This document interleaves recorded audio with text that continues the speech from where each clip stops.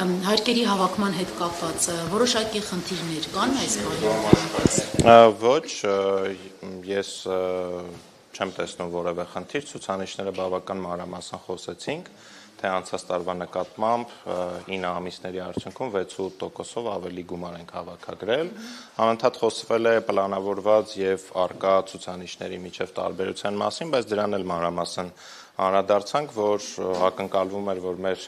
հնան կաճի 11%-ով, բայց հիմա սպասումները 7%-ի շրջանակներում են եւ դա բնականաբար սկզբնական եւ արկա պլանավորումների միջև տարբերություններ է, բայց ես նաեւ անդրադարձել եմ, որ կառավարության ծրագրային ցուցանիշը, որով նախատեսվում էր հարկեր հնարավորությունը 25 թվականի արդյունքներով 26 թվականին հասնել 25% թիրախին, դա եւս իրագործելի է եւ կարծում եմ մյուս տարի կարձանագրենք։ Ավելի քիչ թվով հարկեր չեք հավաքում այս տարի։ Ներողություն հարցին։ Չեն նվազել, այսինքն ավելի քիչ թվով չեն հարկահավաքության ցուցանիշները։ Ոչ, որովհետեւ աճ ունենք 6.8%-ով եւ նաեւ վարչարության արդյունքների ներկայացնում, որ այս տարի